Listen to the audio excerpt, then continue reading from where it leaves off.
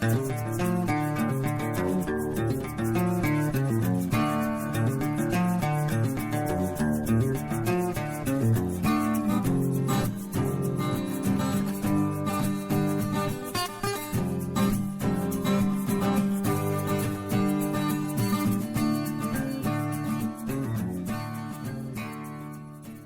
folks, if you look around this place you may recognize it. We are at the farm on Route 66 today. We're gonna come over here and take and play with some horses, so stick around. We're gonna have some fun. One of the initial things that I do when I first get my hands on a horse is just evaluate their demeanor, how they respond to pressure, where they're okay with me, where they're not, and those are the things that I address first. And one of the issues that she was having was with a fly spray bottle, and I don't have a whole lot of time, and I'm not going to continue working with this horse. So what I try to do is put together a process that later on Alan and Blake can kind of follow to get her more confident with the fly spray and with them applying the fly spray. So it's kind of a figure it out as you go process, see what works with her and see what don't work with her, and then just develop a plan to help her move forward with this issue. So the very first thing that you want to do, this is for all horses, is just get them to follow it. Horses are always braver when they're following something.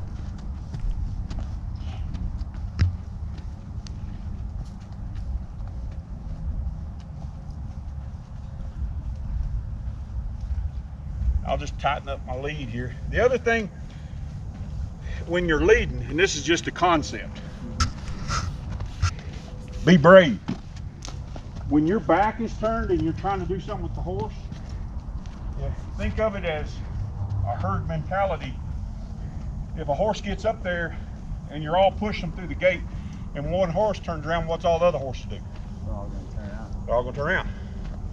So if she's scared of something, I don't want to face her. I've got to face it first. I'm the leader. They know the difference between your front and your back. So if I'm looking at something, if I'm leading, I'm going to be in front and I'm going to encounter it first. And once she says, well, he don't seem as such a bad idea,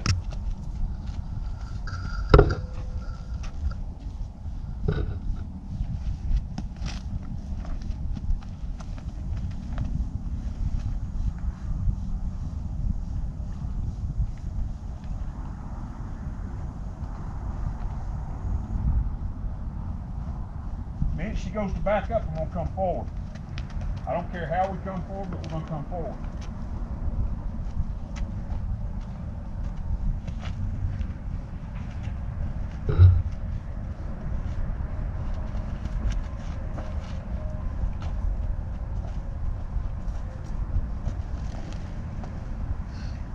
In her mind, forward's good.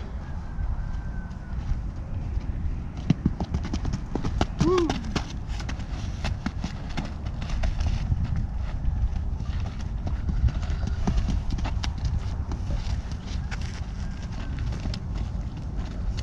Run out of spray here. Should have done a water spray. That one's water. Yeah, that one is water. Oh, good. I was working on. You have to refill the bottle. I can go fill it up.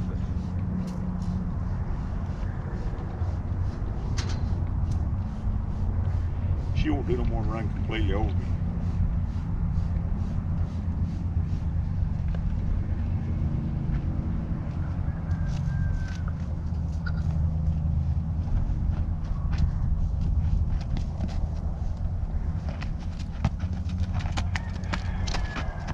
Disengage your hindquarters.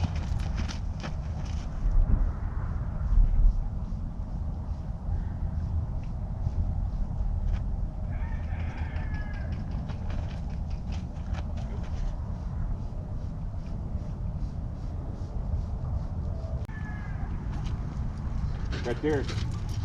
I'm gonna ask her to go forward. She's got a real fear of it. Yeah, seriously. That's the only thing we found she's fearful of. She's not afraid of anything else that we found.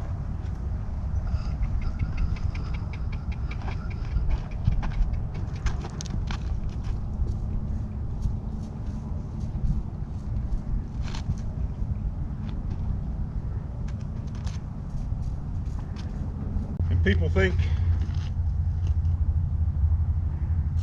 oh, she might have been abused, she might have, no. You never know what's going to take and trigger a horse. They might be, one day it might be one thing, next day it might be another thing. She's anticipating me squirting. Yeah. If I can get her to go, it ain't that bad. So instead of just spraying a whole lot, I'll just let her be okay with this. I'll just spray. Step forward. There we go.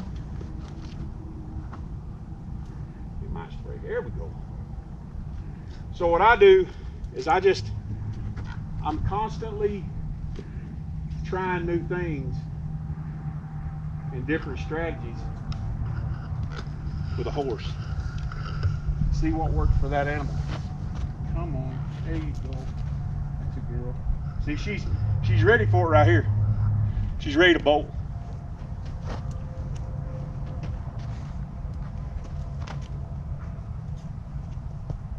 So anything that moves or makes noise will spook a horse. Could be anything.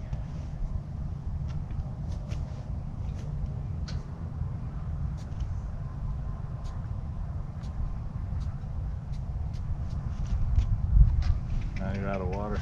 I'm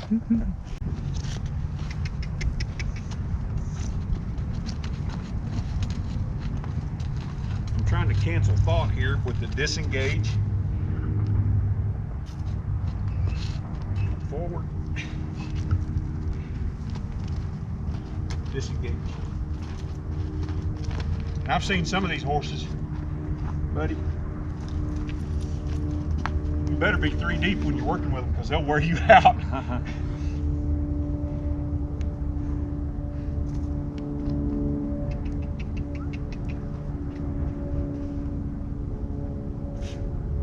We can create an issue by not getting over it in a process. We're just taking.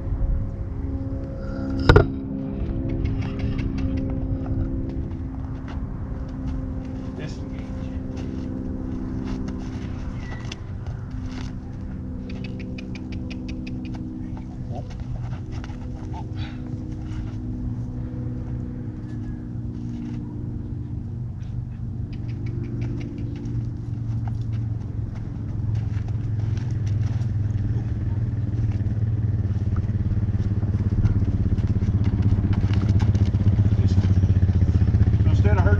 Backwards, I'll let her go forward and disengage her hindquarters.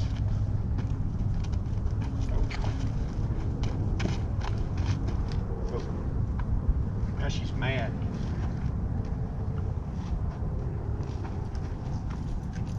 I noticed you said she was kind of pushy. Yeah. She likes to use her head a lot. They learn that young, learn it early on. Push on people.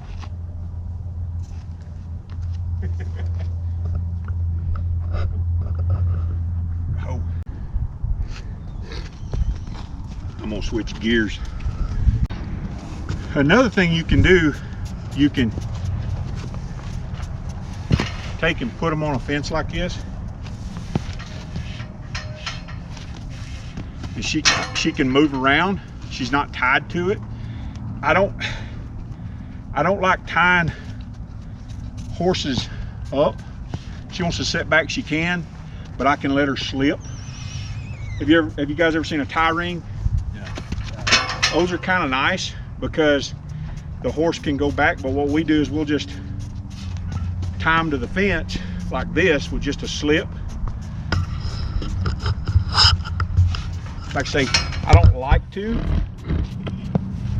tie one up. I like to give them as much mobility as I can, but sometimes it works. So if I've got a hold of her and she's moving, I've got to take and keep up with her. That fence is right there. So she'll pull back. I can't hold her, but I can still let her loose without her just throwing a fit.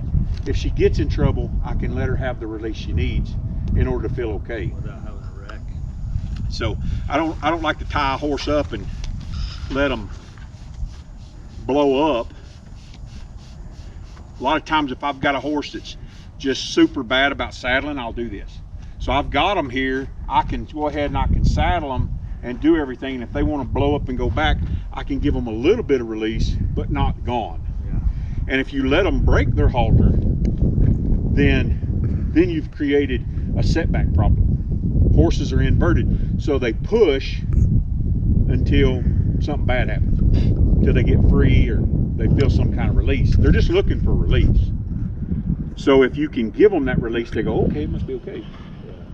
And it's our job to teach them that release means come forward, not go back. I like that. So she's looking for release here from the situation. I'm not tying her up hard and fast. But if you do this 2 or 3 times, then she'll stand there for you when you're just standing there, because it's the same kind of feel, because she is getting release, but she's overcome her fear. Yeah. Well, she's finally giving in. Just sitting there. But I don't like to tie them up and be hard and fast, because you can get into more of a wreck than you want to. And I still start way out here, different side, different brain. Yeah.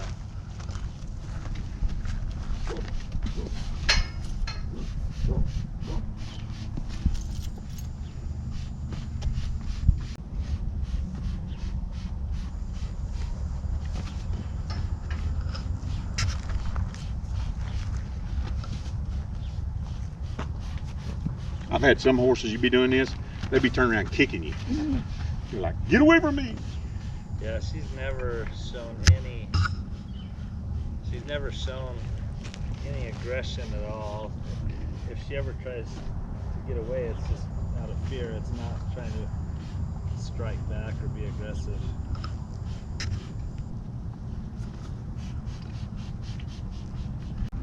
what I'm gonna try to do here is go back to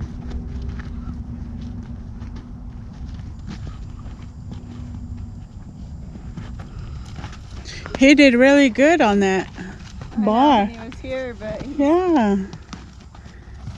And if you stop there, that's all you'll have. You'll have to tie her up with live spray on her. But if you don't teach her that, I worked with her at first trying to get some control. Yeah. Then I went over there, and now I'll accept minimal movement. Like, I'm okay with that. That was nice. Yeah. So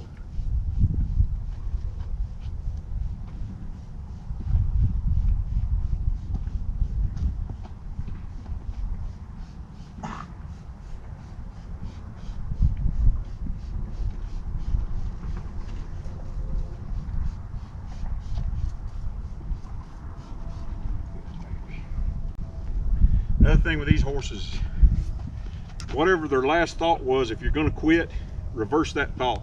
If they were going to back up, move them forward. If they were going away from you right, move them left. End on your terms. Cancel that thought. That's the best advice I can give anybody. Just That's good advice. whew. There you go. Good girl, you okay? I'm gonna try to get her to relax, get some good endorphins running in her brain. There we go. Good baby. you actually pinch right there? What's that? You pinch right there? Pinching the pole. It's kind of like pinching your elbow. You ever anybody pinch your elbow and it's kind of a pressure point? Just creates pressure in the joint. And I like to end this way. If I can end here, then there's good endorphins running through their body. You see she started to lick and chew a little bit. And a lot of times if a horse is really tense, and I think I explained this before, their saliva glands quit working. Yeah. And when you can get those gastric juices flowing again, it's just a better place for them, mentally. And there's a lot of people out there that go, oh, that's hooey. I've been using it for years, and it works. If I can get a horse to end right here, the last thing they think about me is good. Regardless of what happened in the middle, what the last thought she has about me is good. And the other thing you can do that'll help is, a lot of times I'll come in here and I'll just put something in their mouth, get them to swallow. I want those gastric juices to start flowing. I'll just put it in there.